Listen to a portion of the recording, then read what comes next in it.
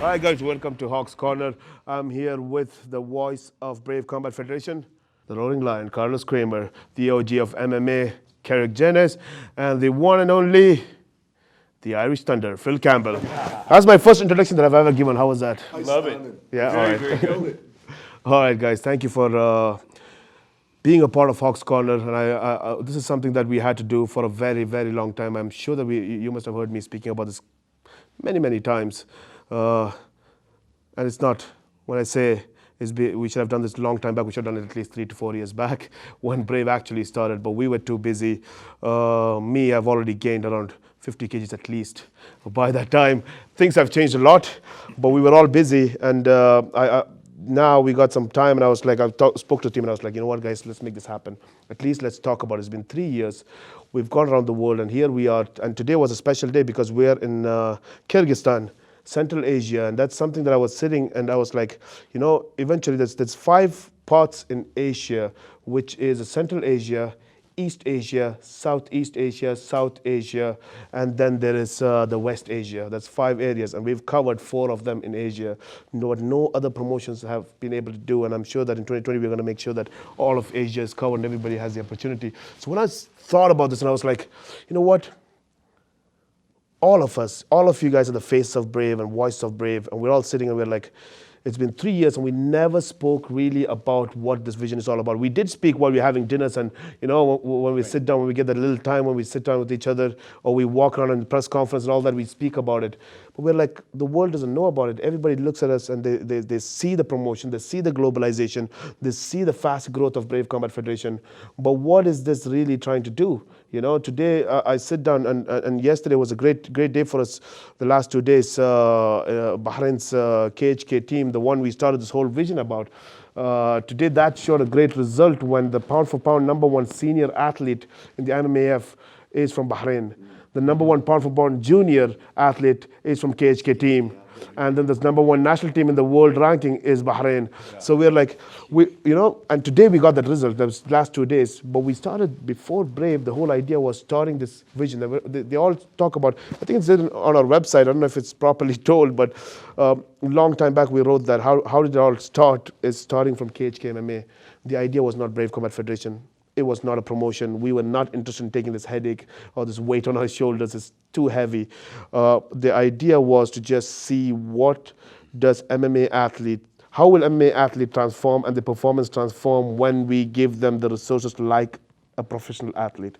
Yes, today they're professional fighters, but it doesn't mean they're professional athletes. So we need them to get the same resources, the same support like soccer athletes, cricket athletes, NFL athletes. What happens then? How much will they change? How much will their performance change? How much time will expand in their careers, you know, and everything else, the success rate of these athletes, of these fighters, we want to know that. So we've seen that from the top athletes like Frankie Edgar and Khabib at KHK MMA level, to the guys who are just who are doing the pro level, their first few fights in the pro career, or they were average level at in terms of promotion where they were fighting, like Hamza Kohiji and Eldar Eldarov. Today one of them is a champion, one of them became a superstar. Khabib and Frankie, you don't have to talk about where they are today. Yeah. And then you see the up-and-coming stars who are at the amateur level. We signed in and gave them the same resources as well.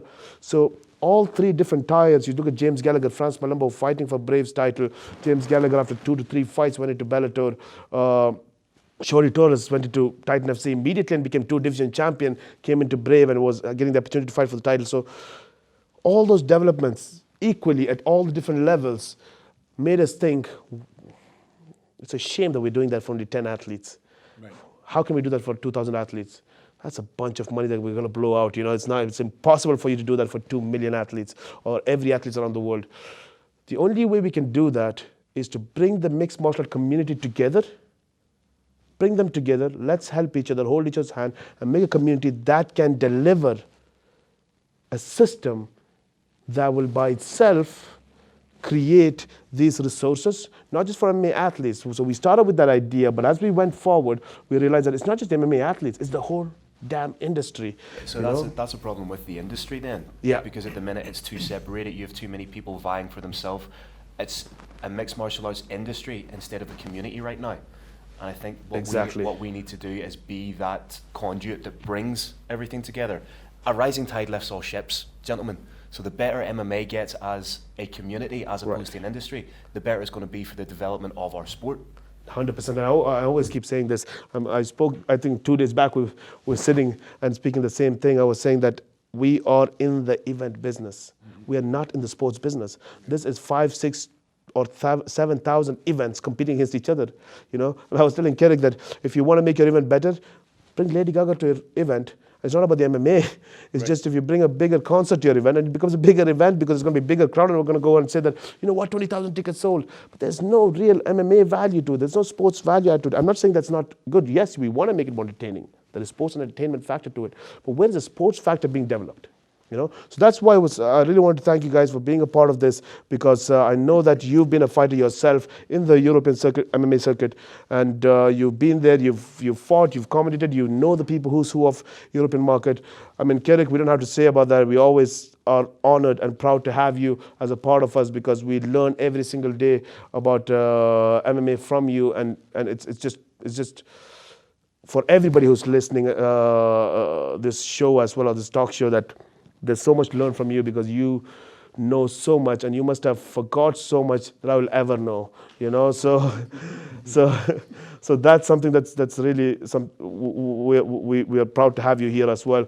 And of course, Carlos, that's something that I tell guys that if you want to know how much entertainment is involved in sports and what that mixes, and you've helped us with not just being our voice, but you've also helped us with a lot of operations that we've done as a business, as a corporate company, to close a lot of deals as well within the entertainment community, with the sports community, and that's something that we would really like to thank you, and that knowledge is priceless. So today, every time I get interviewed, so today I wanted to have a chat and talk about what's your views about MMA? I mean, so much knowledge, so much.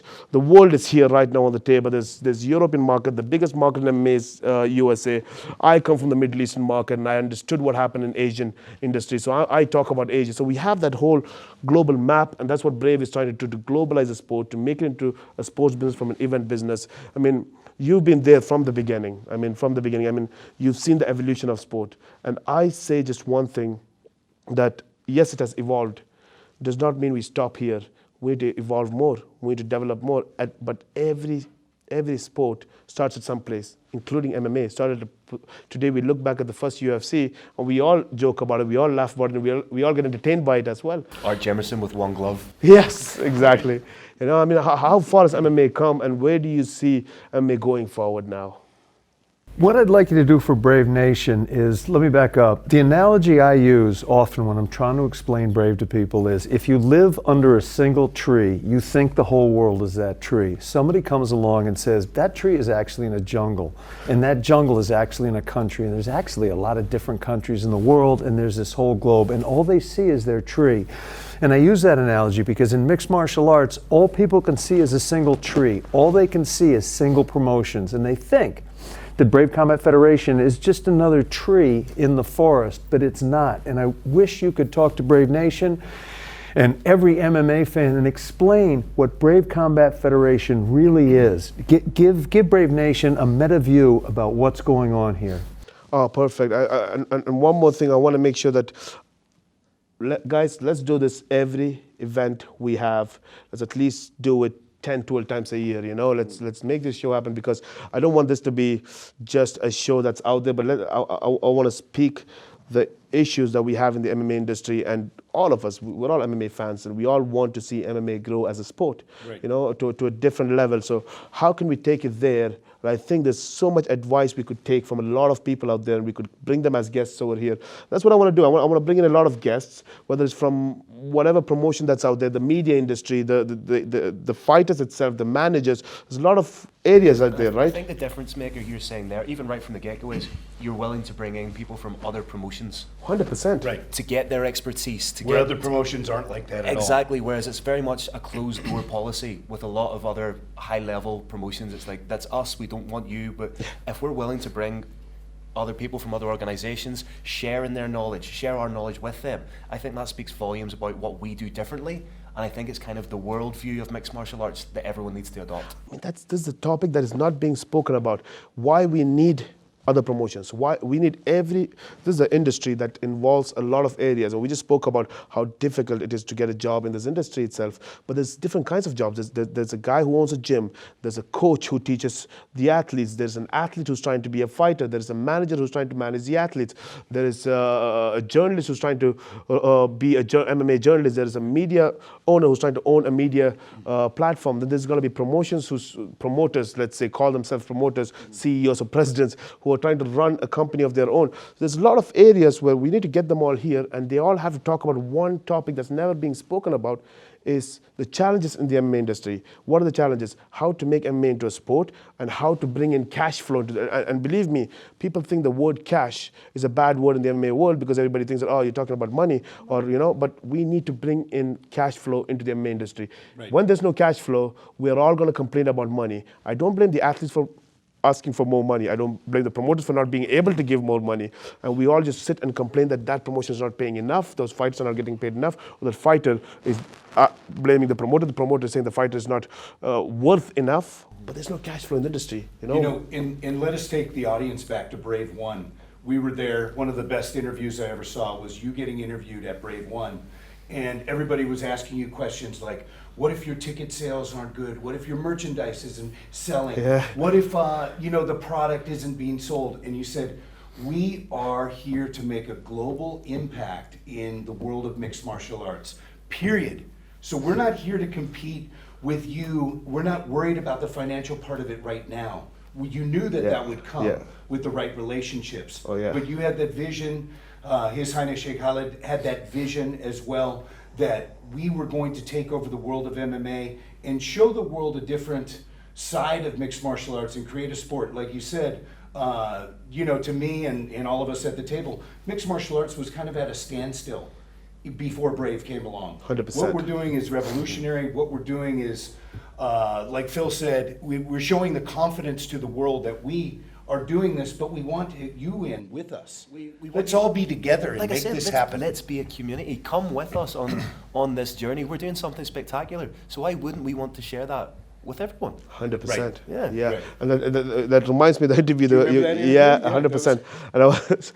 And why I remember that is because today I talk. Yeah, I forgot about it till you told me, because today I speak about it in a different way.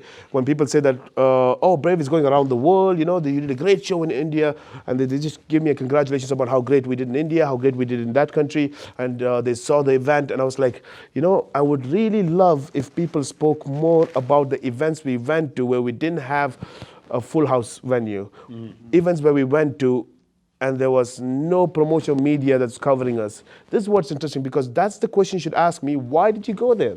Right. If I went to a country and made a houseful event and made a spectacular event, of course, because I knew there's a market there.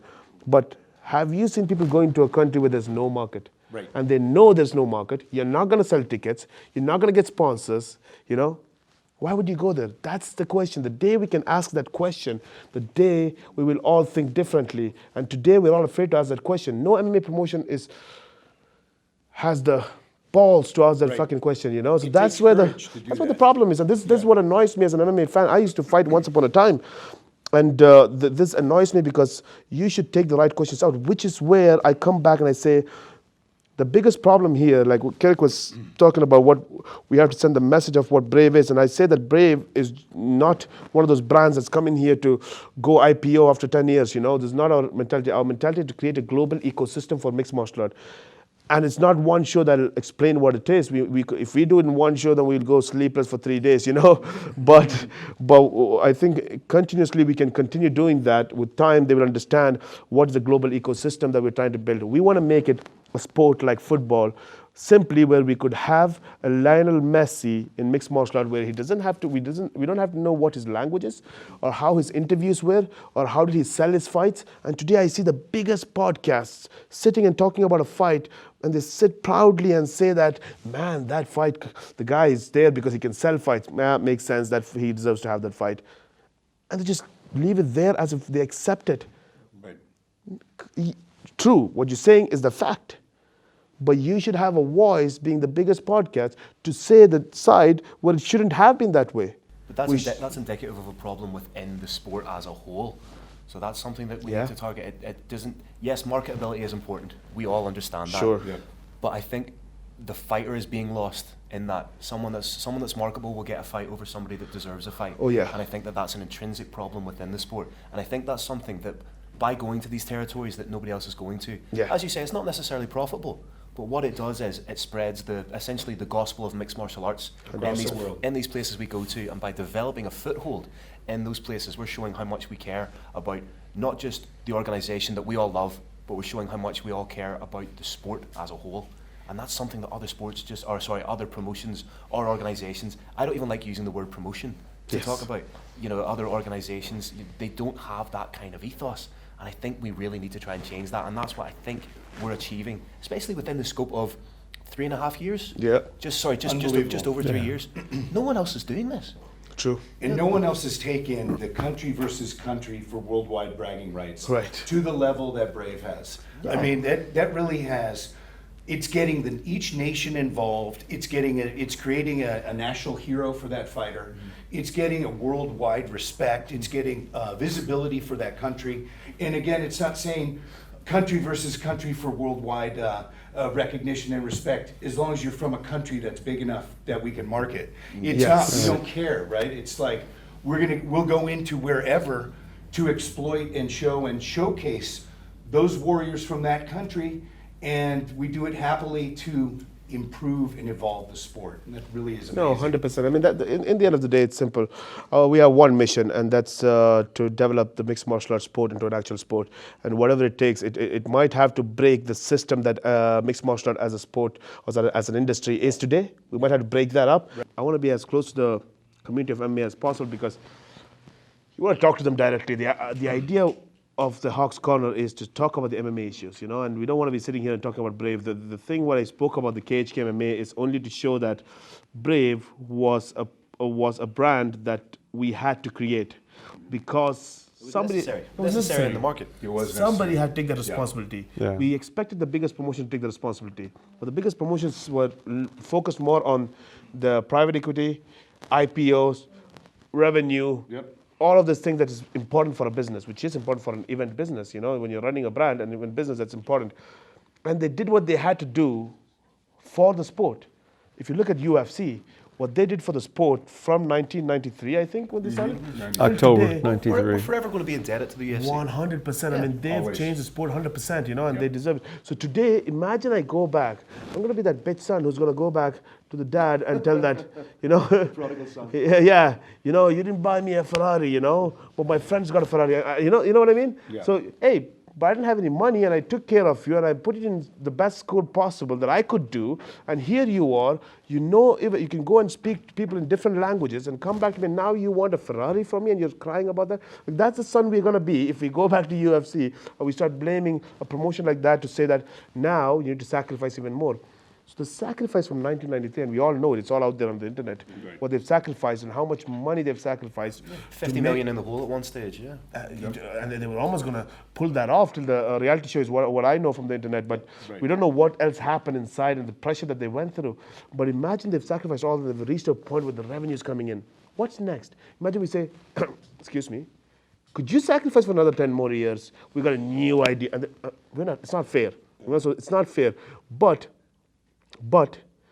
a new system has to come, because as an MMA community, we can't say that we've reached here, that's enough. We would die like many other, I would say that we would end up one day like boxing as well, where I know we'll take a lot of shit for this, but we'll end up like boxing one day where we have to wait for the next big heavyweight, or we have to wait for the next big fighter. Right. That is very close for MMA in the next few years, because we are in the event business. So was boxing in the event business. It was about an event, what is the best event. So for us to take it from here to the future, which is to the sports industry, compete next to the sports, we need somebody to take that responsibility. And that does not start with the promotion. It's a system that needs to come in form of a voice. And for us, that is, for me, His Highness's vision was to create a voice, and that voice was Brave Combat Federation. That's why we are in the format that looks similar to the rest of the promotions. So we can become something identical, something that they could relate to. Something recognizable. Exactly. Yeah. And then we could speak out loud once we globalize it. But we still didn't lose the idea of globalizing it because that was the core of it, opportunity to fighters from every part of the world. So we did that. We went around, we did that.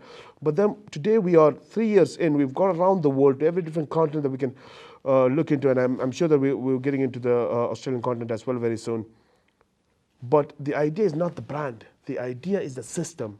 And this system does not stop with MMA promotion. For me, it's about the MMA media. And I've always been very much aggressive towards MMA media when we speak, and I speak to my team as well, that MMA as a sport is made out of a bunch of MMA lovers, you know, and we call ourselves presidents and CEOs. And you look my history back on Wikipedia, I was fighting one of the promotions 10 years back. They're like, now you're a CEO, you know, in this industry, you know. So if you look at journalists as well, there's no real journalists. It's MMA media is a lot of experts. Today, it's slowly evolving. There are people who are really trying to find the journalism and trying to research things. But I would say that's 1 or 3%, you know, because today somebody, like it's a shame when I sit down, I always say this, and I don't care what it looks like, but when people say that we are the largest in Middle East, I want to make sure that we are the largest in Middle East. I don't mean the largest in Bahrain, you know. It has to be Middle East because I use the word Middle East, which means every country in Middle East, collectively, we have the largest market share. So if I say Asia, it better be Asia. If I say Europe, it better be Europe. Today, we don't have a global MMA promotion that's globalizing the sport. So for us, Brave, I want to let people know that we're not sitting here and bragging about Brave. Of course, I would love to because that is the idea that's there. Because believe me, I would love to because that is the solution. It is not a promotion that is better than the other promotions. No, it is a solution for the future development of MMA.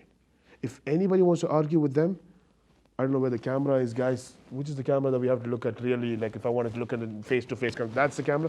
So I want to look at you guys and say that if you think that we are not the solution, then I would let you guys come on this table and sit down with me, and we would be ready to debate on this conversation. Let's definitely. Who would you like to invite? If you could invite an individual, or you could invite a group of individuals right now, who would you invite to sit and talk with us? I think, see, this is again, because the problem is we're a bunch of individuals. So if I take one guy out, it looks like I'm bashing an individual. What I would say is, and I wouldn't take promoters, because they are looking after their promotions and their business. And I'm a businessman myself, so I know the business aspects outside of MMA. Business is business, you know, and they've sacrificed their part of their share of sacrifices to build a business. Everybody gives their sacrifices to build a business and to be an entrepreneur. And once they do it, and once they build something, you can't ask them for more. You know, that's not the right thing to do. I would want to sit with whoever thinks they're the biggest media muggles or MMA media. What do you call it? What's the word for the MMA media? What? Media experts? Media experts. Let's say MMA media experts. Yeah. We want to As long sit as you down. don't use the word influencer, we're fine. Influencer.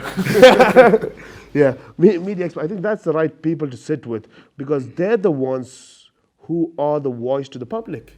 Well, they control the narrative, so to Sure. speak.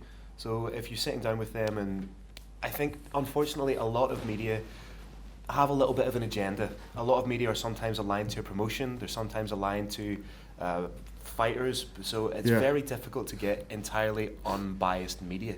Aligned to themselves. Aligned as to well. themselves, trying Yep. to further out. So it's very rare that you're going to get somebody that's there for the purity Yeah.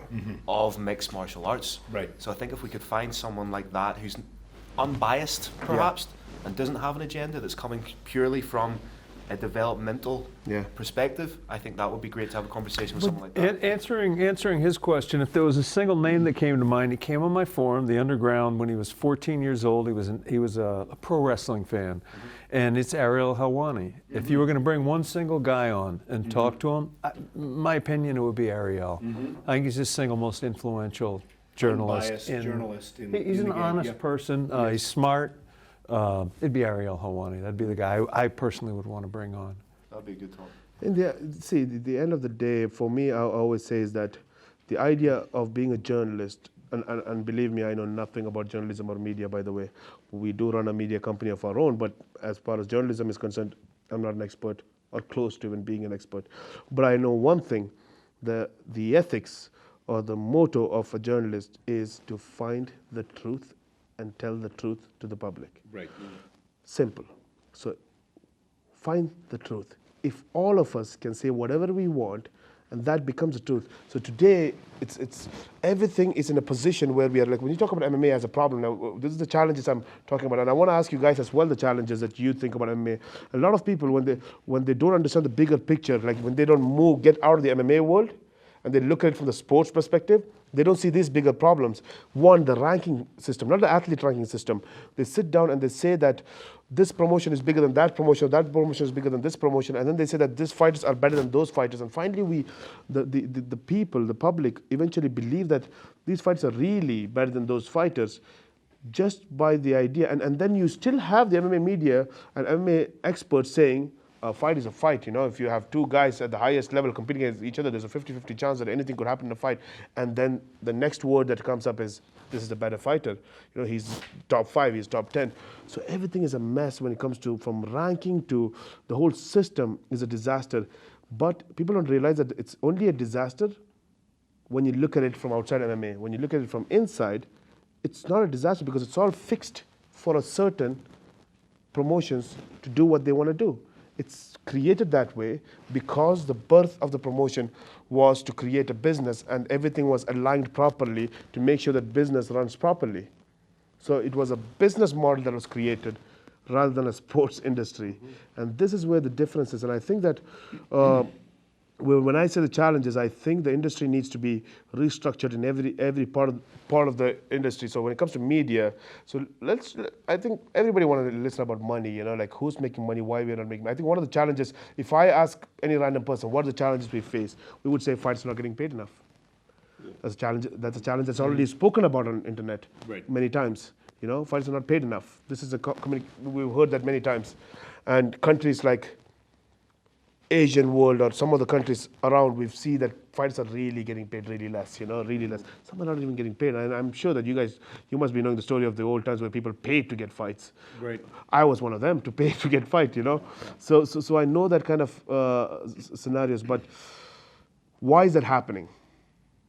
Why is fighters not getting paid enough? So some of the answers is because the promoters are greedy. Right. How many promoters makes money? Nobody. Right. You see some of the promotions that's been doing for 25, 30 years making money. So then you go to the promoter and you're like, pity on the promoter, poor guy, the guy's not even making money. But thanks to you, you're at least running the promotion where fighters can fight and showcase themselves at least. He's doing something for you. Yeah, that's so huge. One of the things that I always try and emphasize to everybody I talk to is this is a promotion by fighters for fighters. Yes. This is a fighter. He hasn't fought in a while, but this is a fighter. Right. Sheikh Khalid fights. If I was a prince, head of the royal guard, I wouldn't fight. I'd be sitting in a throne. But this is a man who actually fights. This is a fighter's promotion. Yes. Yeah, that's the interesting part. Like, there's so many things that happened that made me, like, for me, and why I am talking about all of this today, and we've been starting Brave and everything. It was not a one-day thing that happened. All of this happened. It was a consistent, different scenarios that made me think of this. One was while I was the first time His Highness was like, let's train together. We started training and we built up a gym at his office area with a bunch of mats and stuff, and we started going at before work around 6 a.m. 6 a.m. we used to be there, and I never used to train at 6 a.m. My first training session used to be at 9:30 a.m. But then we used to go there, train with him 6 a.m. and we're going really hard training and all that stuff. And when we finish, we just sit down. Maybe like every other gym, we sit down and we talk for half an hour or an hour talking about MMA and all that stuff. That's when he asked me, how much does MMA fighters get paid? Because he genuinely didn't know how much MMA fighters get paid. And I'm like, it depends, like it depends on fighters to fighter. It's a completely different, up and downs. You don't know how much fighter gets paid. It's like, so by the way, how much you get paid? I said, $200. So you get paid $200? No, I pay $200, I said, to get a fight, So Right. Not that I get paid $200. So there was a difference in that. So, and he was like, why? I didn't know how to answer why. What do you mean why? Love of the game. So I was like, and he asked me, why are you getting paid only that much? Why is MMA fighters getting paid less? And I was like, because the promoters don't want to pay. Because the first thing that comes to your head as a fighter, right? Right. And then he's like, oh, so is MMA promotion a good business? It changed me. I was like, no, they don't make money. Right. And then he's like, how would they pay you? I said, they don't. It makes sense, you know? And he's like, and then we sat and we just were silent for like 2 minutes because we both realized something. And I realized this because I'm in the industry. And he was not really, he was thinking the solution like in his head, you know, like, what the hell is going on in the sport, you know? Like, we love the sport. What's happening here? And Also the monopoly, right? Oh, Going yeah. on, that's why as well. But Okay. the monopoly is one thing that I never agreed to, and that's why I'll tell you why. Because a country like some of the countries that we go to, like for example India, and I always say this. I started my career for fighting in India, and I hear many people telling me this in India that if only the government showed support to MMA or other sports like they show for cricket.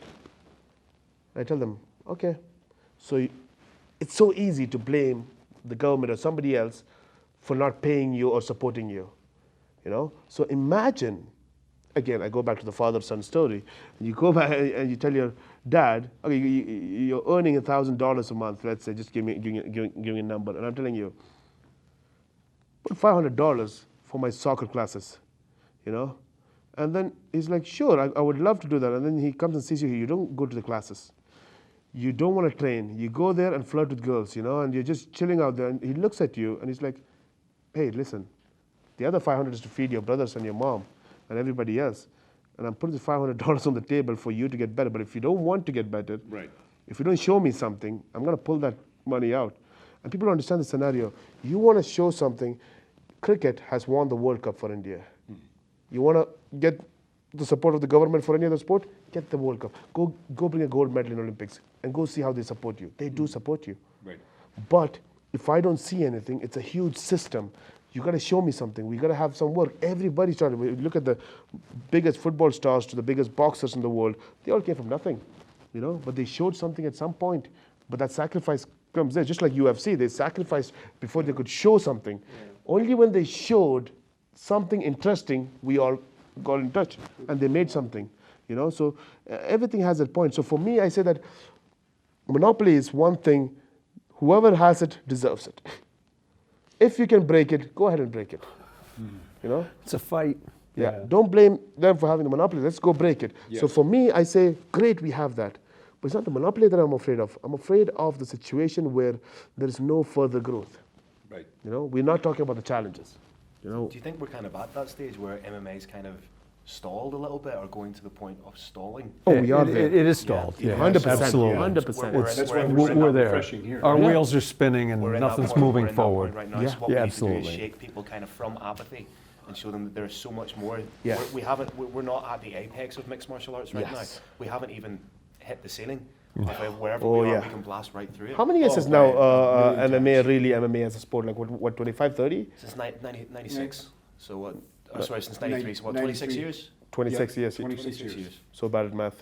We're all older than the sport that we We're love. older than the sport, yeah, exactly. Nobody else can say that. Such a young sport, though. Yeah. Yeah. It's Yeah. such a young sport. So, Yeah. yeah, so there's so much room to improve. I mean, think about where the sport will be in 50 years.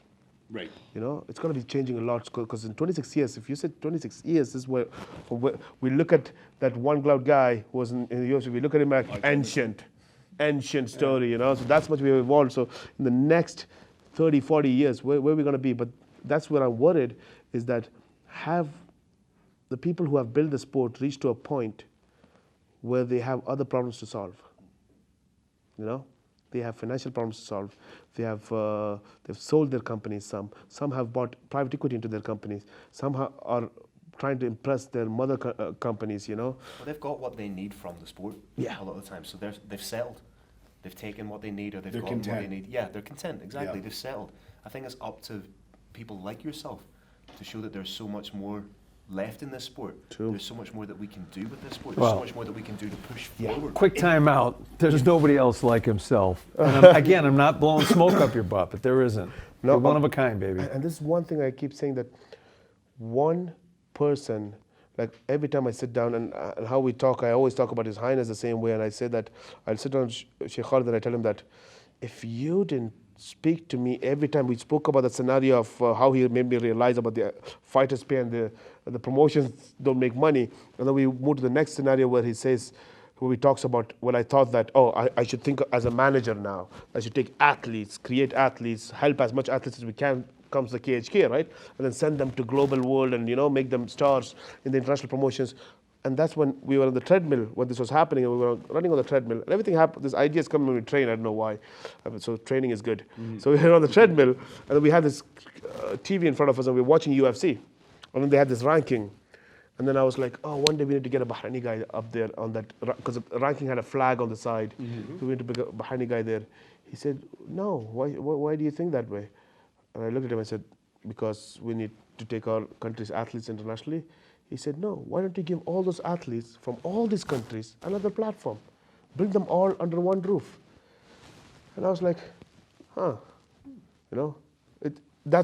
there was so many scenes where I kept talking to His Highness, Sheikh Khalid, and he just changed my mind about from where I was, a fighter, thinking of fighting, coaching, managing fighters, those kind of little things that we when you're in the bubble, you always think of, to a point where I was with him most of the times, and I realized, wait, he's thinking from the sports industry, because he's the honorary president of athletics that won the medals for athletics for Bahrain in the Olympics. He was the person who's taking sports to a different level in the country. So for him, there's 31 different federations.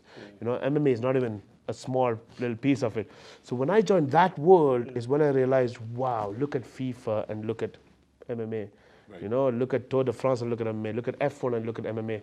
And I was like, no, we're looking different. And Sheikh Khalid is like, take them from there, lift MMA wherever it is, and let's put them into the brackets of the biggest sports in the world. And just like everybody who will be listening to us right now, and at that point I was like, impossible. This is not going to happen. It's not going to happen. We cannot do that. We cannot compete with the rest of sports. But we had to sit down and find a strategy. What's the chances? And when you put that together and you realize, wait, we are more global than any other sport that exists there. No sport is as global as mixed martial art. If you boil it right down, we all understand fighting. Yeah. Do you know what I mean? It's universal. Yeah. It's universal from, I'll watch in our blood. I'll watch two guys in a cage in the same way that I'll watch two guys outside the pub. True. And I will commentate on it, True. and I will break it down, and I will analyse it the exact same way. Because And there's something, celebrate it. And celebrate it, because there's something that just as human beings that draws us towards it, that we gravitate towards it. So I genuinely think that MMA is the only truly universal sport. 100%. But even practically, think about it. Like I throw it out practically and I say, so is boxing, right? You understand two people punching each other's face. It's understandable. What is that, 100 years, 200 years old of boxing has been there in this world. Right. And Middle East, South Asia never had pro boxing events. Like practically talking about the sport itself. Unreal. Never really had pro athletes, pro events. Never happened. Today you're seeing Anthony Joshua fighting Ruiz here in Saudi Arabia. Right. But where did this come from? It never existed. 100 years of boxing never existed. But everybody knew Mike Tyson and Muhammad Ali's, but they never existed in some part of the regions because we thought it was a cultural thing. We don't, in our culture, maybe we don't want our mothers don't want our kids to go and punch each other's face in the gym, They would rather do some other sport. So we thought that was the thing. We're not familiar with combat sports. So that never existed. And then came MMA. 10 years, 15 years. You have 6 to 7 MMA promotions in Middle East. What the hell is going on? South Asia is spending 10, 20 millions on MMA promotions. Hey, hold on, what's happening? Maybe it's just a fad that's going on because everybody's just attracted to this MMA stuff, But it's staying long-lasting, and it just, that's why when I say it's more global than any other sport, we're seeing the practical evidence of every country around the world where even football couldn't capitalize on, soccer couldn't capitalize on. MMA has capitalized on these countries. It's everywhere. It's literally global. So when you're at that point, a sport that at that magnitude, let's give the benefit that it deserves. Let's take it from there and take it to the sports industry. Why not? Why can't we? Because of the system that exists today? Because a bunch of events are not going to be happy about it because they're working on something that they need to get? I hope they get it soon because the next 3-4 years, they won't have anything to get. Right. Or they need to transform from there and join to the new idea of making it a sport. And that will require not one person, not one entity. And I always say, brave alone cannot do it. There's just a vision to be a noise, be a voice to bring everybody together, bring the amateur federation, bring the international pro federation, create one, make national ecosystems in every different country, make continental ecosystems, combine them together to make a global ecosystem, bring in corporates and governments on board to make sure that they support the sport and make it valuable for the people who doesn't understand the sport, you know? And with that, you improve the economy, you improve businesses, you improve everything within that. It's a simple business, right? And look for the world to see in 4 years, just under 4 years, the Kingdom of Bahrain is the epicenter for combat sports for the entire world. I mean, that is amazing to think about, to be done in this day and age, to totally revolutionize the game and make it a sport and make it that it's a worldwide presence for all to see. Now we have, 60 countries coming to the kingdom. 640 athletes. Yeah, it's for been IMF. amazing. I mean, unbelievable. It's been amazing. I mean, that's one of the things that I really respect about IMF is that how they have worked really hard in.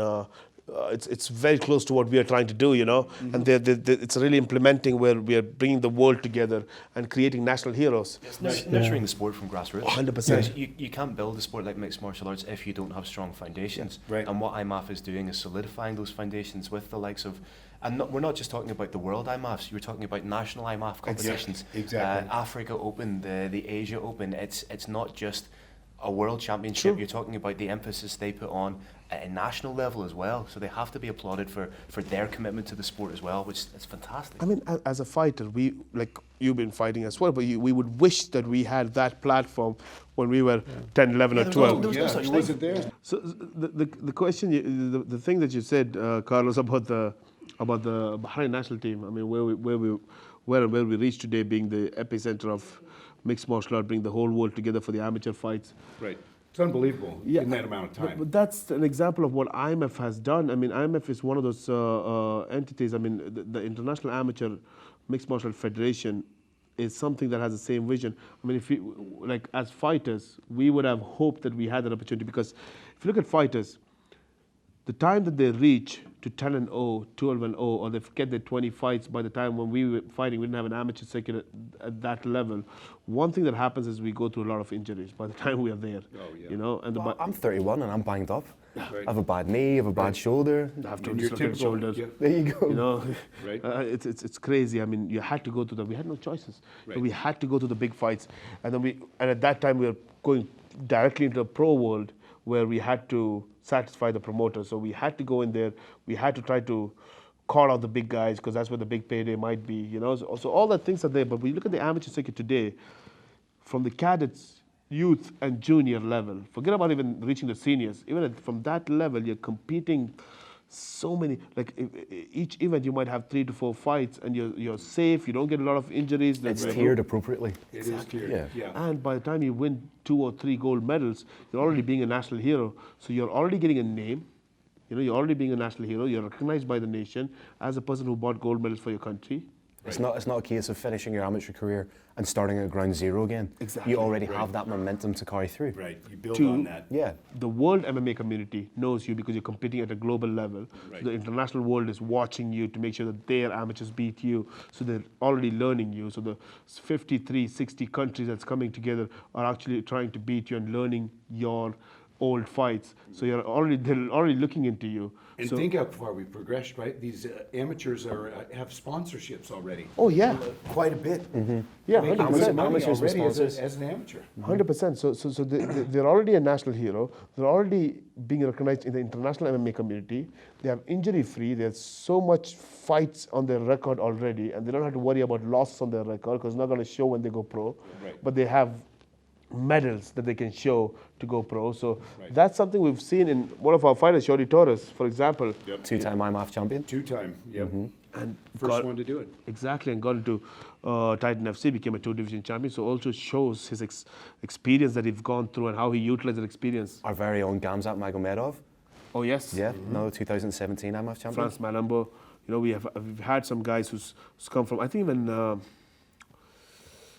Hussein, what is his name? Hussein Ayad. Hussein Ayad is from Bahrain. Multiple time medalist at the Africa Open, the Asia Open, A yeah. guy from Finland, Abdul Hassan. Abdul Hussein as well, right? It shows that there is a benefit when you go into a pro world with all that experience, but not just the experience of fighting, but it's also the experience of, it's also the recognition that you have, like you said, you're not from ground zero. Well, it's also, if you can perform at the IMAF level, promotions and organisations seek you out. You don't go with your hat in your hand begging to a promotion. Like the old days. Sign me. I was a good amateur. I can be a great fighter. Right. You already have that momentum to the point where, for example, the Brave have signed guys straight off the back of the IMAFs. Right, 100%, yeah. Because we're aware of them. Yeah. Yeah, because they've been given that opportunity to enhance their reputation, to build a reputation. 100%. And I think that shows the development of the sport, the furtherance of the sport. Sure. And again falls into how much IMAF care about the development of our athletes. Oh, 100%. And also for the promoters, like even if you look at the promoters, for them, they have a free scouting, let's say, the whole zone of jungle of... It's like the NFL Combine. The IMAFs Yeah. are essentially the NFL Combine. Yep. Oh, where, yeah. where you can go, if you are a professional organisation, you can go and you can scout this talent. And you can see just from So much talent. Exactly what they are, from what they're getting. from atom weight to super heavyweight, you essentially, it's like a selection box where you have all these kind of traits, and you can see all these incredible young fighters. Because I think the majority of athletes that compete at the IMAFs are under 25. Sure. So the longevity sure. they have there for a professional career. Exactly. Even under 23. Yeah, really. even under 23. Now they have the cadet, youth, juniors, so It's getting younger and oh younger. yeah, younger and younger, we and can do- and yeah. it's the safety's there, and that's the key point. And also, when you look at the system of the amateur competitions, whether it's the Worlds or Asians or whatever the competition is, the beauty of that is what we're trying to bring into the pro world as well through globalization and creating a global ecosystem. It's very similar to what the amateur world is. So if you look at the World Championships, the gold medalist does not have to trash talk to be competing in the finals. Right. No. You know what I mean? Yeah, Yeah. it's beautiful. It's already a It's, system it's, built. it's simply by virtue of his talent. Exactly. Yeah. So essentially, Which is there- the way it should be. there's a really. lot that the professional game could learn from the amateur game. Yeah. Exactly. If you look at it that way, yeah. That's the way it should be. 100%. There's a national pride factor attached to it. There is a recognition factor without having to do anything outside of being in the sport and performing at the best. I think that's why we say that one entity alone cannot control a sport. Sport is too big. Right. You can't monopolize a sport like mixed martial arts. 100%. We need each other.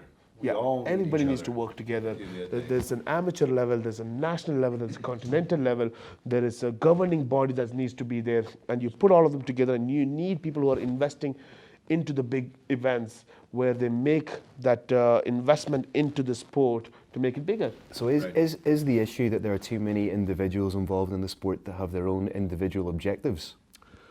Oh, today, yes. Today, definitely. I mean, if you look at the promotion, the promoter side of it, we have. The sad part is that we have made the individuals who are, let's say we don't work for MMA, we're just working somewhere else and we love MMA.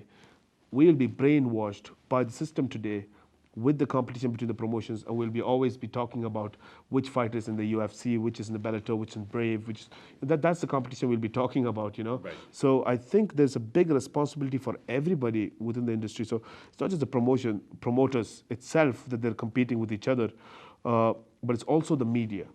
It's also the MMA media. I think they need to take a strong stand. And today we have the mainstream media involved in MMA. They're covering mixed martial art. But we need the MMA media who were there from the beginning to sit down and say, you know what, we know more. We have more knowledge about MMA. We've Right. been following MMA. The mainstream media just got into MMA maybe the past 5-6 years. Right. We've been there since the beginning. So we know what's happening in the MMA industry, and we need to do stronger research. We need to make sure that we need to understand what's going on in the MMA world. Not just in one part of the world where they're going to make the maximum revenue or maximum clicks on their website from, but also to understand that we are responsible for giving a global news about MMA around the world. There has been few MMA shows that I've seen that try to globalize the sport and try to give information about what's happening around the world, but we are still in that position where the real truth is not going out there. We are still stuck in the world where the MMA media looks like they are one of the fans who are listening to they're just listening to what they hear, and they're just putting it out there, And I think that's a challenge we're really facing. And it's a challenge too with, that's why I feel like Brave is so different as well. If we have a fighter that ever wants to go elsewhere and capitalize on something for their career, they feel they can, we have always been supportive and all for that. For Oh them. yeah, 100%. Other promotions that we have seen from the beginning of time will try to take that, almost kidnap them, hold them hostage. We've released guys. We've released guys and let them have a fight elsewhere if that's Sure. if that's their priority. And again, Always. other promotions don't do that. Getting back to No, getting it back will to literally shut them out on their career for a certain amount of time, say a year or 2 years, that they're completely out of business. True. And it's stunting their growth, it's stunting the sport, and it's not allowing people to fully capitalize on what they need.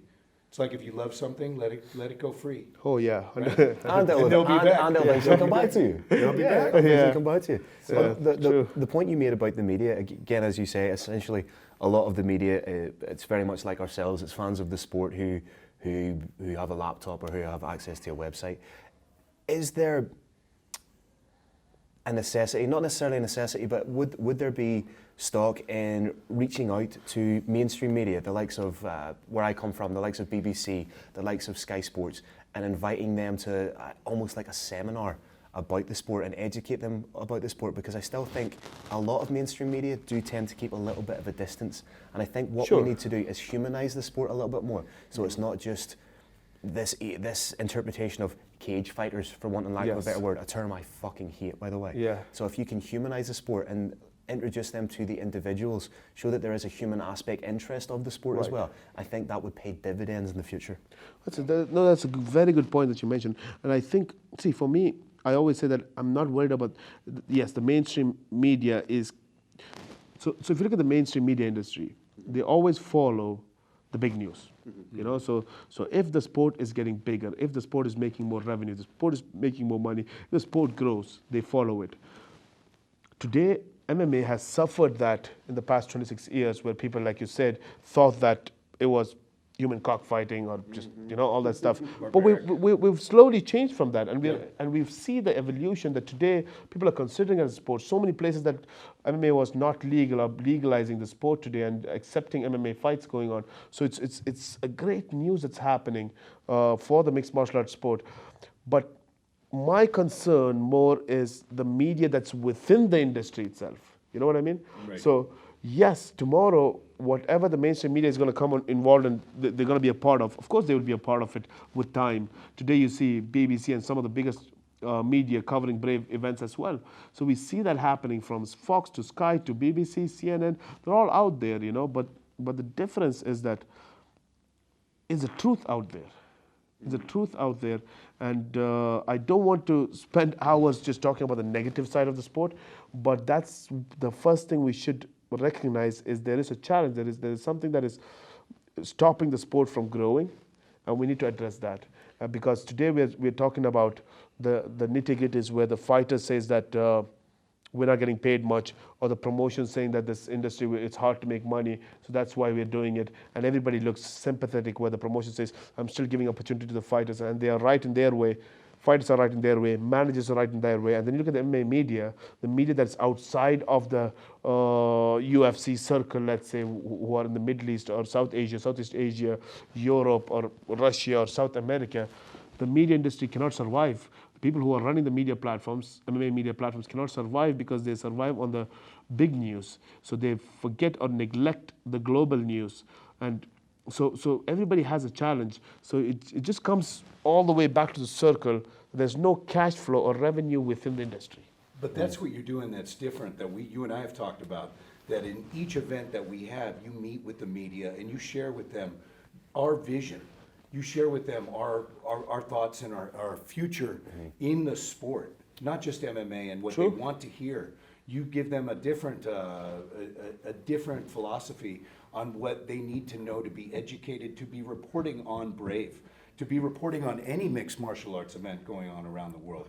And that's huge, what you do. And it's different, because I've never seen that before. I think we could expand even further upon our own particular media day. Sure. I think something we could do is have the likes of ourselves, because obviously the fighters are cutting weight and you don't want to bother the fighters, but have the likes of Carlos, have the likes of Kirik, have the likes of myself at a table and invite the media. Yes. to come to speak to us, and Yeah. they can ask us anything. Say from 9 to 11 or Yeah. 9 to noon, we'll be Well, there so for what any questions we'll set- and interviews. Obviously, we're doing what we do. We could talk all day ad nauseum about mixed martial arts. So set us at a table, invite local media to come down and talk to us, even if it's the people that don't understand anything about martial arts. Right, might be their first time covering it. Again, look at this face. That's one of the most friendliest faces you've ever seen. Yes, 100%. That will humanise the sport of mixed martial arts. 100%. Exactly. So 100%. invite them down, let them Smoke chat and with us. Yeah. Get them down, get them to chat with us, get them to ask what they may have been embarrassed to ask.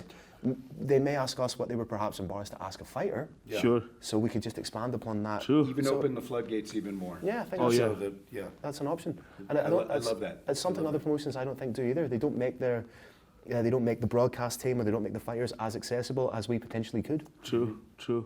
I think that's very important. If you could get that time to sit with the media and give them these access. ideas, Yes. and also give them the idea of what we think they should do to expand their businesses or what makes them better. So for me, that's one of the things. If you make your relevant news important, we're just talking about the media industry here today. So if you make your relevant news equally important as much as the news that you're trying to get hold of, Right. it gets you your enough clicks or enough views or enough whatever you're looking for. You do get that, but the point is you are running behind what the world is running behind. And where has that got you? Nowhere. So today, again, comes back to that core problem is to create a global ecosystem where we can make national news as important, because everybody wants to know what's happening in that content or that content because it has some kind of effect on their future as well. So that's what you see in the other sports. You really want to know today if whatever your league that you're competing in does not mean you're stuck in that league. Right. You're always looking at what the other countries' leagues, top clubs are doing, because you want to be knowing that because tomorrow you might compete with them. So Right. there is a reason why you're following them. Or maybe tomorrow you might need their athletes to compete in this league, So there's a relationship between each continents, each countries. We're trying to bring that ecosystem where everybody is connected with each other. Right. So it's a step-by-step process. You have the amateur level, and you see a great job from IMF. I think there's a level where what we are doing with Brave is to globalize it, and that step is once we globalize the brand Brave, we're going to make it into a national ecosystem. Every country that we go to, we want to work with the federations.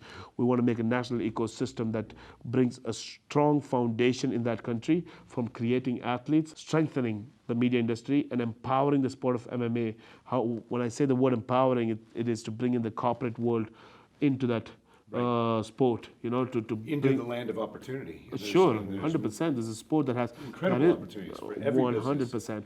You just want to make sure the corporates come on board. And all of these countries, we as Brave are going, and we're not just making an event and running off. We want to go there and make sure that we support the federations, we empower the sport in that country, like we did in London. Right. That's one of the examples of why we went there in a country that MMA already exists. It's a well-known industry in the country, but we want to go there. We want to do one small difference, and that is to empower the sport, to make sure the name MMA, the word MMA, is no more looked at as something that is lower than football, Tour de France, or F1, or any other sport, but it is looked at the equal level, because that sport can bring in the corporates, government, international relationship, everything that we expect from sports diplomacy can happen through mixed martial art as well, not just from other sports, And you know what the difference too that I have seen and we've talked about is we're not only celebrating the fighter and the fighters of each country, we're celebrating that nation and that country that we're going 100%, to. 100%. We're putting them on the map. We're showing them that we want to work with them forever. Pakistan is a glaringly obvious illustration of that. Yes. And how happy were they? And still, when we go back there, they're just yearning and thirsting for more. They loved right? it. They were so loved it. thankful. So thankful. The the fact reviews that we get from African continent, South Africa, after the event we had, the same thing. They were really happy that we were there. They appreciate. Even remember the time we went to Brazil. We went to Brazil. And that's a country we've had so many UFC events as well. But then they saw the decline of people pulling out their events from the country in the name of economic crisis or whatever. They were because it didn't benefit them. a particular promotion or And a that's particular when individual. when we just jumped in, and they were like, Right. You want fights? We'll give you fights. You know, maybe they're a little stupid. You know, that's the first thing people thought about us. Like, why? Why are these idiots going to somewhere that's not going to be economically beneficial? Exactly. And then we went there, and today we had Make it economically beneficial. Yeah, and we had 4 events there. Today we have a consistent amount of events that's happening. I mean, after Bahrain, I think the largest amount of events we had is in Brazil. Yeah. Right. You know? Right. We have such a strong stable of Brazilian fighters too. Oh yeah. Yeah. You know? And they love fighting for us, being with us, and growing with us. 100%. It's an amazing thing. But this is the key point that we want to share, and I think that with time we want to use this platform to keep speaking about the challenges, and not just to keep throwing shit on MMA sport today, but what's happening in the industry, but also we want to change it. We're here as Brave Combat Federation. Our goal is to change that, and it doesn't happen. Again, most important point is that it does not happen. One brand cannot control a sport. One person cannot control a sport. Sport is much more bigger than that.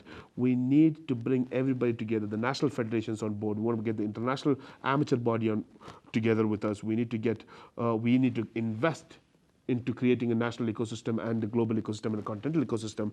But we also need to work towards empowering the sport in all the countries that we go, to bring in people who are not involved in mixed martial art into mixed martial art, because that's the way the sports grow. You know, that's the only way we can do that. So there's a big, I would say, a huge amount of work to be done, but there is change ahead of us, and I always say that today we need people to recognize that.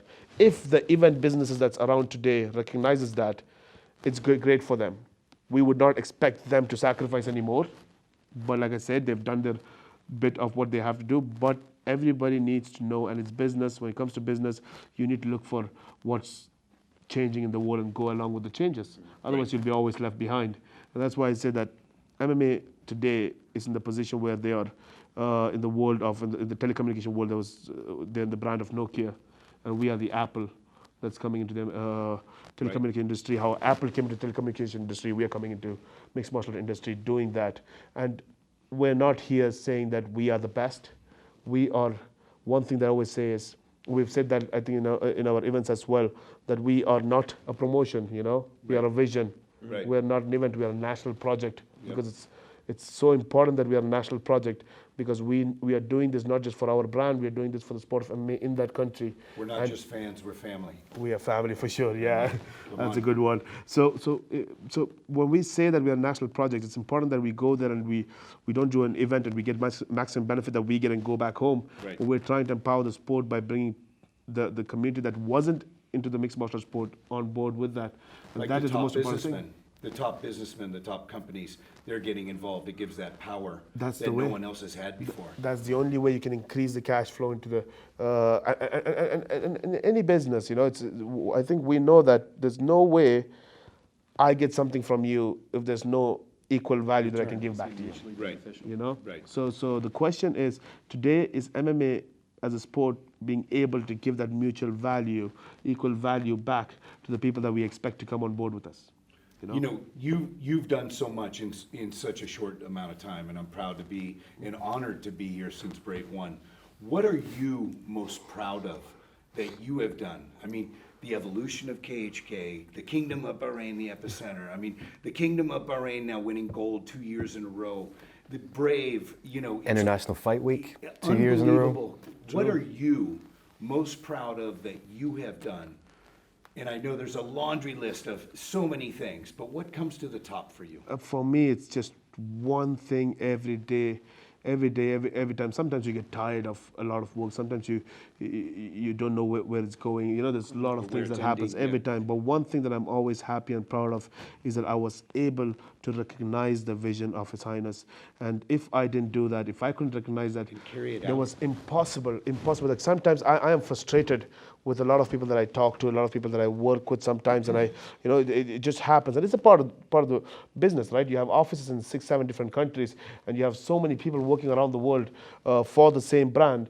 And it's not important that everybody needs to understand what the vision is. It's impossible. We are today making this platform, and we're sitting here and having our first talk in 3 years. And that's what I was saying. We should have had this long back, you know. But we're having this today in 3 years because we're so busy. Yes. We're so busy that we couldn't even sit down and have a chat about what the hell are we doing for this 3 years? Right. You know, everybody looked at it and said, okay, there's another promotion in town. They're selecting fighters. Oh, they're the Middle Eastern promotion. Oh, no, they're now in Europe. Oh, they're in South America. They're here. They're everywhere. Right. Maybe they just want to travel the world, you know. So they have no idea what's going on. Right. So it took 3 years for us to sit down and talk about it because we were that busy. We were just trying to build a strong foundation for MMA. So at that point, you get frustrated that, and I realized that not everybody understands the vision. Not even the people that's the Brave Nation really understands the vision because we haven't sat and spoke about it. Right. But I'm so glad that for me, that I was able to recognize and understand the vision of His Highness. And it never ends because every year it always changes to something better, something bigger, and a new idea. Like the sport, it's ever evolving. Oh, 100%. And the KHK belt was one of the things that was never a part of my plan, right? But when that idea came in, that was one of those things that changed my mind. And I think one of the times when we sat and we spoke about it as well. In Jordan, we spoke about it in Jordan. Yeah, you made Yeah. the official announcement. Exactly. At that time, because for me, before that, I was here. I was in changing the industry, using Brave as a brand to globalize it, create national ecosystem, empower the sport of mixed martial art, connect with the amateur federations, connect with the national federations, bring the amateur federation on board with us, support them and empower them, bring the communities. So there's so many things going on. Right. And then the missing piece comes on board when His Highness tells me about the idea of KHK belt. The richest trophy in all of sports. And you have to. The idea why, at the press conference I said it is important that I say it's 6.2 kg of gold, is not because I want to brag about how much gold is there, which I do want to brag about because it is the largest amount of gold in any sports trophy. But why that is because, in the end of the day, a legacy of an athlete.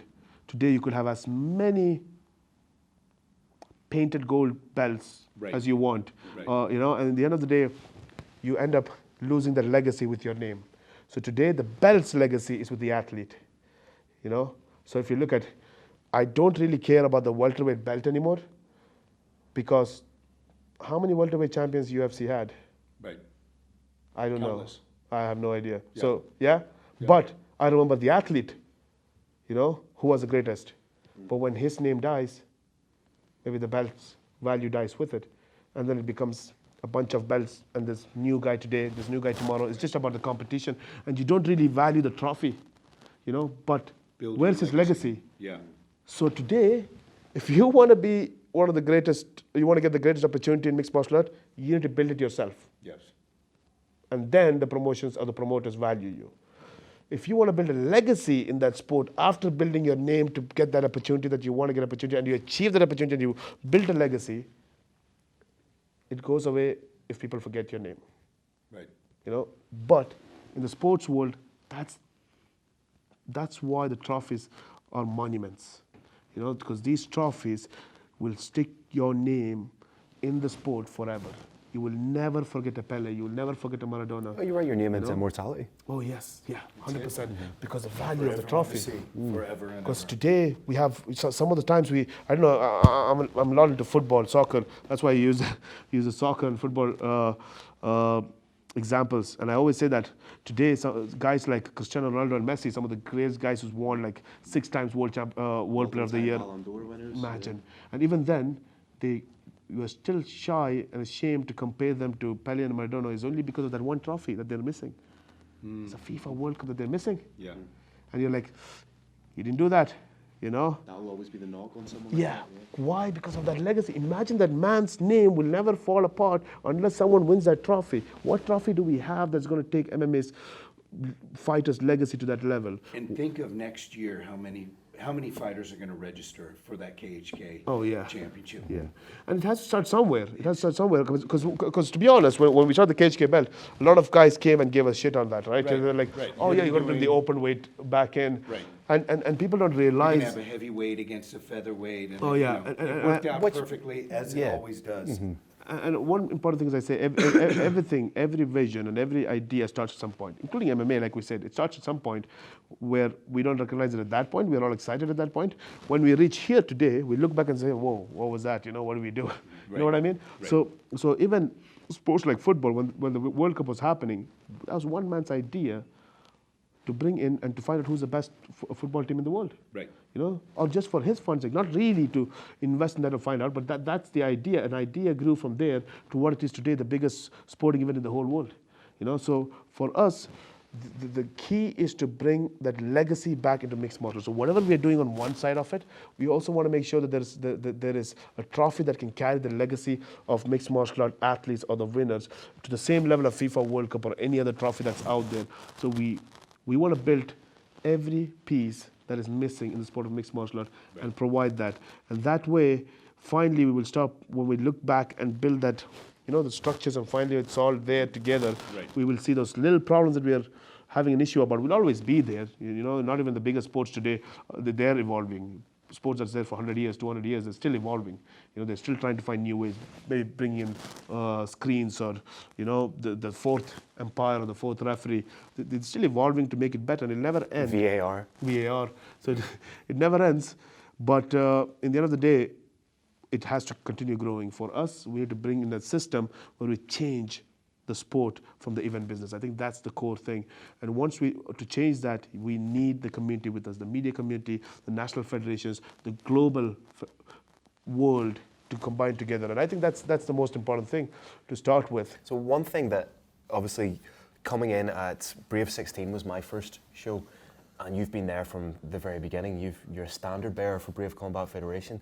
What I wanted to know is, and I've always wanted to know is, what are some of the things, whether it's one particular thing, but what have been the highlights for you or the standout moments in your career with Brave?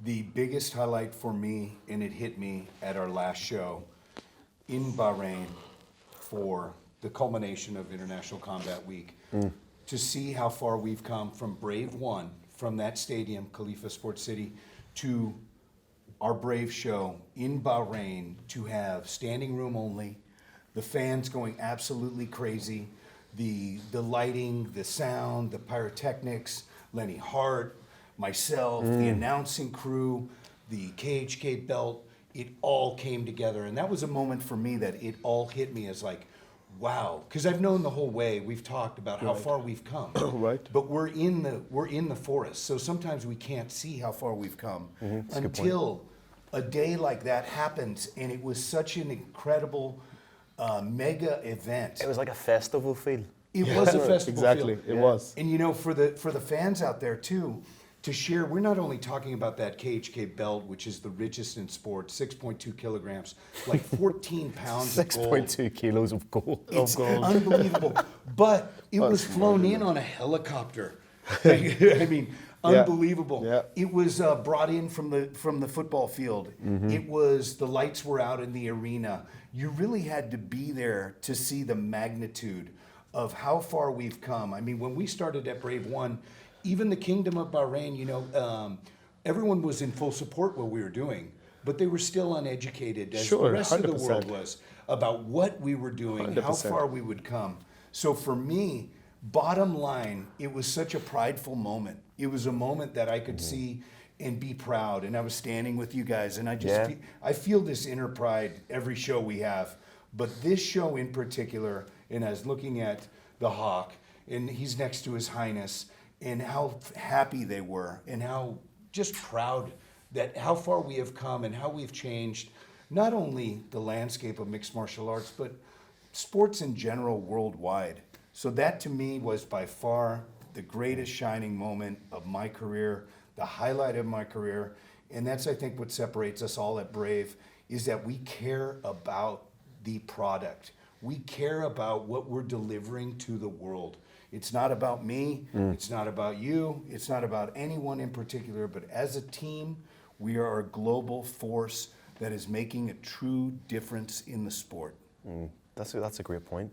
And for yourself, President No, Shahid, 100%. What he said, I wasn't thinking of that till he said that, and I always, that event in Bahrain, why that was so special, of course it was a great, amazing event, right? Like, I mean, it was a really insane sellout event. crowd, unbelievable fights, yeah. the culmination of an unbelievable tournament. Yeah, but what he said, just touch on that, is when we started Brave 1, the scenario went this way, where we started Brave event, and they're like, okay, that's a Middle Eastern promotion that's coming in. There's Brave one happening in Bahrain.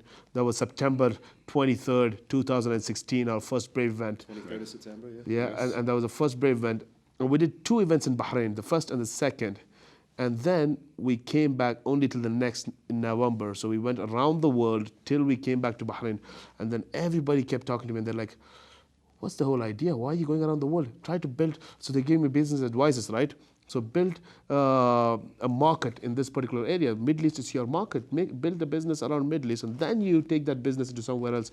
And we're like, no, this is the vision of His Highness. There's a bigger picture. Right. And yeah, that's when we should have had this talk, but we didn't have it at that time. But we just continued doing what we are doing because we had to execute the vision and build that strong foundation. So our idea was, whatever we spoke today was literally to build that ecosystem from the grassroots development program, from the amateurs to giving them all the benefits of what the amateur federation can give, and make that smooth transition where the national federations benefit from it, and every industry within the MMA industry that's existing in these national countries around the world, whether it's Africa, whether it's Central Asia, Southeast Asia, South Asia, Middle East, South America, wherever it is, we go and empower them, and to make sure that those 3 layers, and finally to build an event where the best fight against the best, and bring all that together into a sandwich format. And it's not yet happened. It will take another 5 years to make that happen. But this event in Bahrain saw a glimpse of that. Right. In that 1 week, you saw the world come to Bahrain, compete for the Amateur World Championship to decide who's the best amateur in the world. Right. The best of each country, selected bests, were traveled all the way to Bahrain and competed to be the best in the world. We followed that with a Brave event that showed the biggest Brave event we had to bring in athletes from around the world to compete as a pro level. And then we followed that up with an event. And that's a specialty of KHK title belt, is people still look at the small details of, wow, we've came so far and we're still doing open weight and so and so. But what they didn't realize is that we gave the opportunity to the fighters from around the world Right. to come and compete, to decide who's the best, without having a contract with Brave Combat Federation, Right. without having That's to huge. just compete. If you want to be the best, if you want to call yourself pound for pound, not just by somebody guessing that you're the pound for whatever the Open reason, invitation, come and prove it. come and prove it, and go back to your promotions, go back to wherever you came from, but just come there, get your money, get your payday, and get the legacy through the trophy that we are bringing, the biggest trophy in the sports history, to do that. So that 3 messages of making a promotion that's a global promotion, the most global in the world, to bring in the amateur world championship, which is the largest world championship ever, Right. and to have the vision of the KHK belt, which was to bring in fighters from around the world, regardless of tying them up to anything else, just to prove who's the best in the world. These 3 was a small glimpse of what our vision was trying to build, and that event showed a small glimpse of it. What's going to happen in the future is going to be relying on developing that event into a much bigger level, and that's what I think is going to be our goal in the future. And it's just that's a bigger and general picture, right? Right. We have to go into the details at the end of the day, and that's where the work is. And a lot of people don't want to put that work, because that work sometimes doesn't pay back. And this is the work that you're going to do. It's more like a social work to develop the sport of mixed martial art, which is not going to come back in terms of revenue. But there's a love for the sport. Right. And when you have people and a team like His Highness leading us, who have that vision and who's giving that vision to the trusted team, that all of us love the sport. And that's when I always talk to my team also, one of the reasons I want to ask you particularly was that you are a fighter. I was a fighter too. When I was fighting, I had my gym. So I started teaching MMA as well. And if I didn't have this vision of His Highness, and if I didn't understand it, and that's why I said that's the most important thing for me, that I could recognize that vision. If I didn't, I don't know where I would be. I don't know what this is for me, the meaning of my life, to change the sport of mixed martial art, because that's a sport I grew up in, the sports I loved. And I see that in you as well, because you stopped your fighting career, and we all know how difficult it is to survive in the MMA world. And why didn't you choose to go work in a company? Stick to the MMA industry. Pure love. I was working as a youth counsellor, and I dabbled in commentary, and obviously when my fighting career ended, I was doing little bits and pieces of commentary. But then Brave came around, and there was something distinctly different about Brave. It wasn't just kind of like greasy promoters just trying to do a show, get their money, and get out. Mm-hmm. It was a philosophy as much as it was a fighting promotion. And a way of life. Yeah, that's what it was. It's a philosophy, and it's obviously, as a martial artist, it's something that I believe deeply in, the furthering the sport, developing the sport, and to be given an opportunity to be part of that philosophy was huge. And it's not a case, people talk about you buy into something. You don't buy into Brave because it's not selling something. Sure. Right. You know, it's not trying to It's not trying to sell you something. Exactly. Yeah. It's a philosophy. If you want to be a part of it and you believe in this philosophy, we will welcome you with open arms. But if you're part of I don't want to name names and I don't want to speak ill of people, but there have been people who have been part of Brave that haven't lasted because they were here for the wrong reasons. Right. Yes. We're all here They get weeded out very quickly. We're all here because we have a shared cause, a shared goal, and I'm here for as long as Brave will let me be part of this vision. Yes. 100%. And it's something that I haven't experienced in any promotion that I've worked with before, and it's something I truly believe in, and that's why I'm here, and that's why I left a job to be part of Brave full time. True. You know, and we all make those commitments, we all make those sacrifices. You know that more than anyone. True. Yeah. We make those sacrifices because we believe in what we're doing. We believe in not just Brave Combat Federation, but we believe in the furtherance of mixed martial arts, building a community, building an all-encompassing community that draws from the expertise of everybody that's involved with it, rather than just saying we're Brave so we don't want to hear from you. It's saying if you have knowledge that we can share from, and we have knowledge that we can share with you. Yeah, and that's something that I've never experienced before. Again, that openness, that willingness, that propensity to go hand in hand with anybody that wants to move the sport forward. True. So that's why I'm here, and that's why I'm committed fully to Brave. In making history together.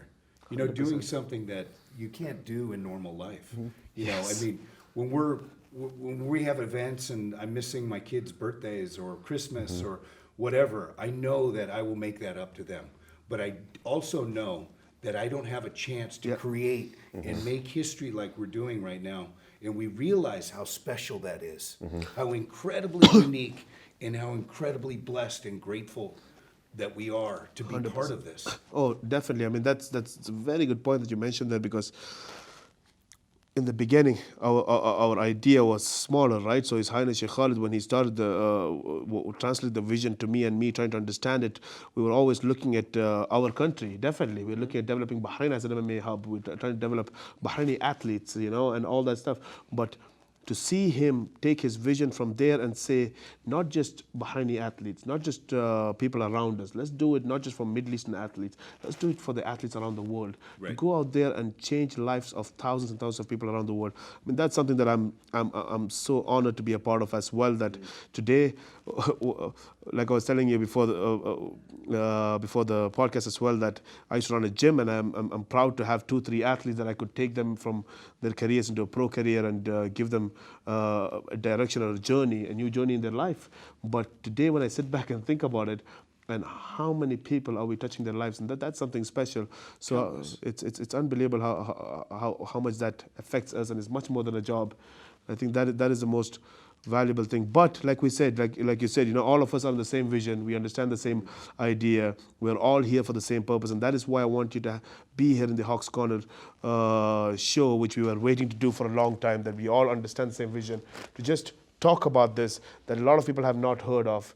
And of course, like we discussed between the breaks that we had, that yes, it looks like we are promoting just sitting here for 3-4 hours. I don't know how many hours we've been talking. Right. But it looks like we're just promoting Brave, but that is the vision, that is the solution.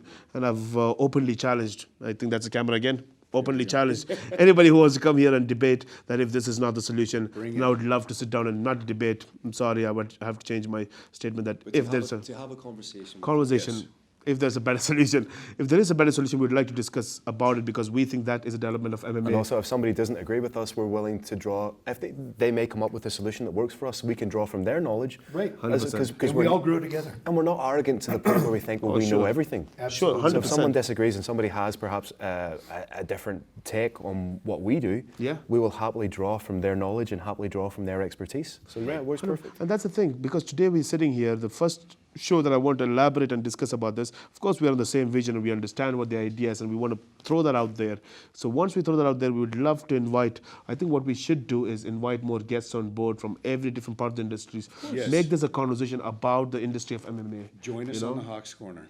Yeah, how we can beautiful. make how we can develop Brave Combat Federation as a vision, how we can make changes in MMA industry that we've never thought about before, you know, like something that we missed out.